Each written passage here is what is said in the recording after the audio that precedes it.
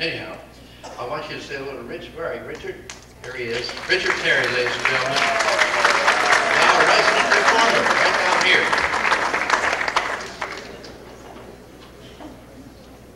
Thank you very much. Hi, guys.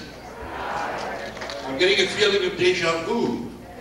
Wasn't I here in Mother's Day with my children? Nice show. But, you know, with Dinney, so many of the acts came out and they mentioned that Dinney opened a lot of doors for them.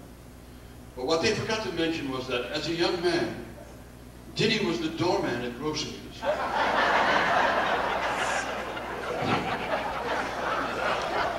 And he opened a lot of doors for me. I mean, that was really wonderful. But before I do a couple of things, I'd like to mention that Dinney, well, that's not a roast. It's just, I want to let you know about the man that we're honoring today.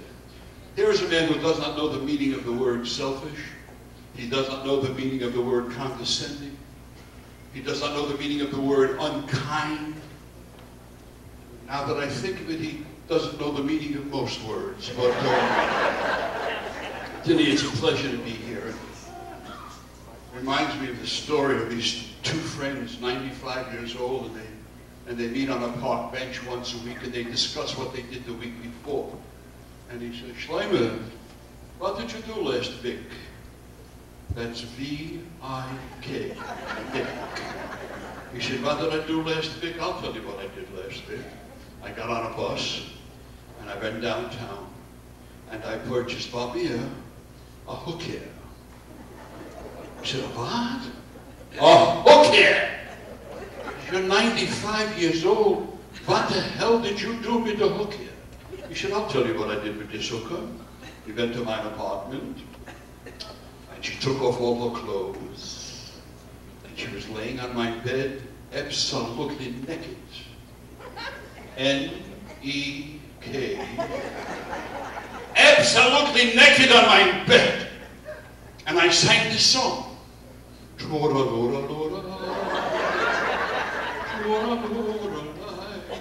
says, wait a minute, just a second. Do you mean to tell me you had a naked hooker in your bed and all you did was sing a song? He says, that's right. She got up and she got dressed and she went home. Now they meet again next week. He says, Belville, what did you do last week? He said, I'll tell you what I did. I also got on a bus and went downtown and I purchased a hooker. And we went to my apartment and she took off all her clothes and she was laying in my bed absolutely naked. But I forgot the song.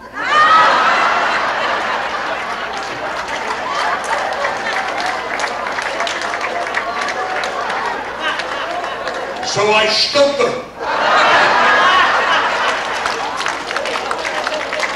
Thank you very much. You know, in all the years that I've been a comic, you begin to accumulate stories that are very, very similar. And I have two that I'd like to...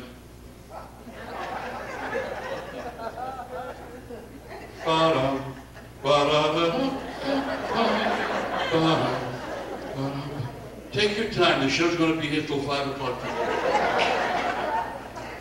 Very similar stories. A little boy and a little girl are having a big fight. He's 6 years old, she's 8 years old. And he said, and no matter what he has, she has better. And he said, well, my daddy just bought me a brand new tricycle. She said, well, my daddy just bought me a brand new 10-speed bike. He says, well, my daddy just bought a brand new Cadillac. He said, well, my daddy just bought a brand new Mercedes. With this, the little boy gets very upset. And he says to her, oh yeah? Well, I got something you ain't got. Pulls down his pants and he goes, one of these. She takes a look, runs home crying. She comes back a few minutes later, skipping down the road, got a big smile on her face, stops in front of the little boy, she picks up her dress, points to herself and says, my mother said with one of these, I can get all of those. Cookies up! Now here's a similar story. Young couple get married, and they're madly in love with each other, but no matter what they do together, she beats him. They go jogging in the morning, she goes 5 miles. They play backgammon, she wins. They play ping pong, she beats him. It's starting to bother him very much, so he goes to see a marriage counselor. He says, Doctor said, I love this girl. I mean, she's just the love of my life, but she's emasculating me. No matter what we do, she's better than I. She's a better athlete, a better coach. Everything we do, she's better than me. And it's starting to really get on my nerves. He said, well, son, let's think of a game that you could play where you cannot win.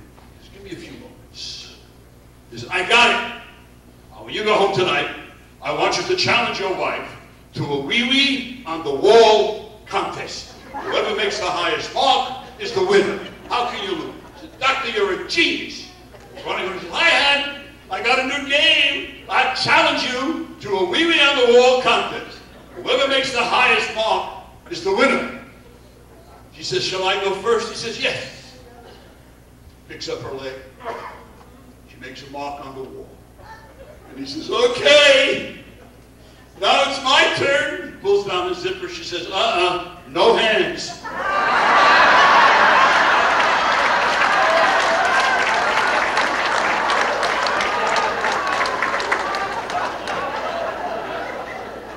Two more. Did I do my 7 minutes yet? I have time for 2 more little quickies? Okay, the Italian army, and the general is getting dressed, and he's talking to his orderly. He said, I want you to bring me my white horse. So when I charge, the troops can see their general ahead of everybody. He says, then I want you to bring me my red coat. In case I get shot, the blood will mix with the color of the coat. They won't know that I'm wounded. Oh, incidentally, Luigi, you better bring me my brown pants.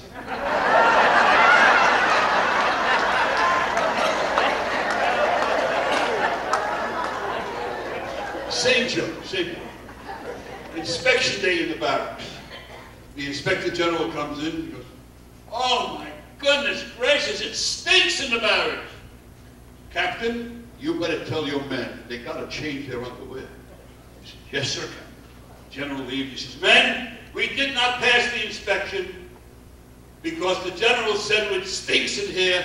We got to change our underwear. Luigi, you'll change what you said.